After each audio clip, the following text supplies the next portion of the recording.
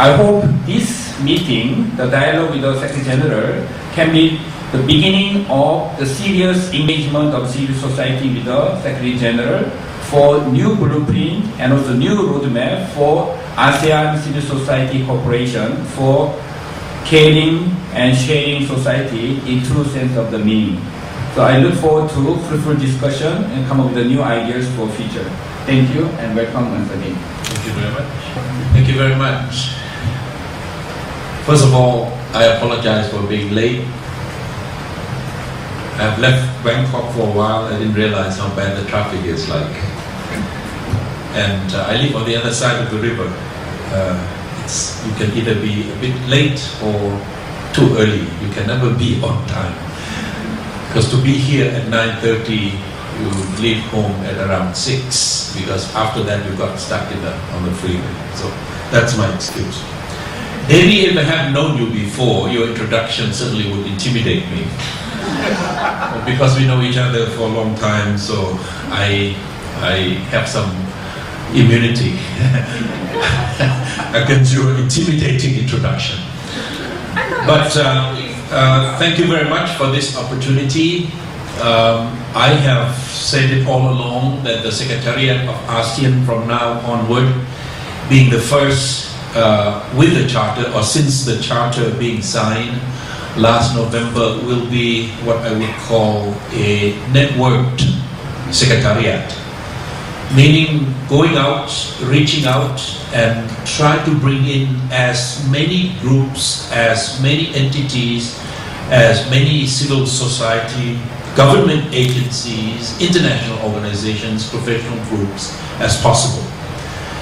Because it's impossible for ASEAN to become an entity of the people, or people's ASEAN. It is impossible to reach out and touch every life and try to be meaningful to every member of the 560 million people in the ASEAN community. I would start with a quote from Adam Malik, who was one of the 5 founding fathers of ASEAN 40 years ago. He said, the shaping of a future of peace, friendship, and cooperation is far too important to be left to government and government officials. He said, as such, there is a need for ever expanding involvement and participation of the people. Quoted by Ali Alatas, his secretary at that time, and being quoted and re-quoted all over again. It jives very well with my vision of the new Secretariat, and that is to involve as many people as possible. Because the problems are the problems of the people. Because the solution will have to require participation and contribution, and certainly the ownership of the people of the ASEAN process. Now, in the Charter, there are 71 what you would call professional groups, business groups, parliamentary groups, and civil society being recognized as what they call in their own language, entities associated with ASEAN. I understand both SAPA and APA have been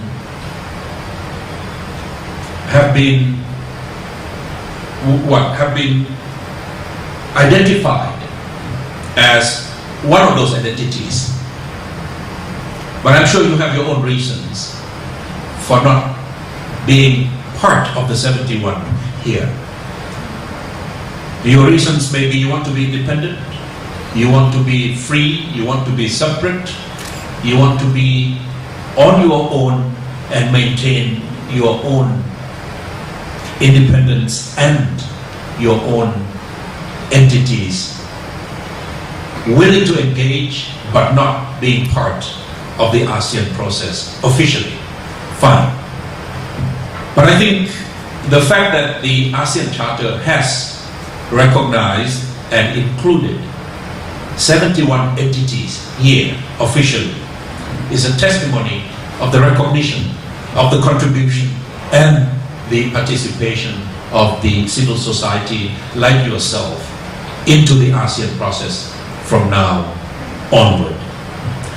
Why do we have to give space for the ASEAN civil society or civil society that have interest in the region, or civil society that have a connected affiliation with the ASEAN organization as a centerpiece or the centerpiece of community building in East Asia?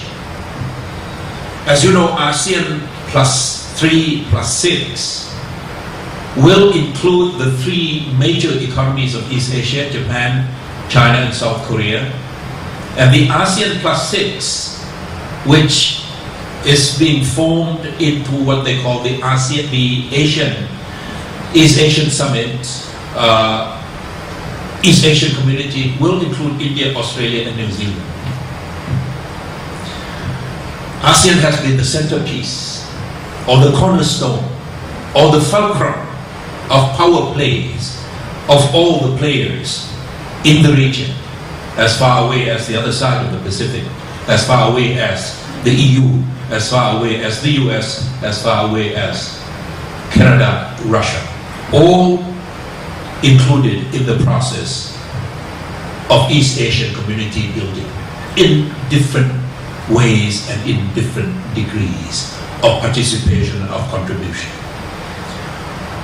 Why do we need the involvement of the ASEAN civil society?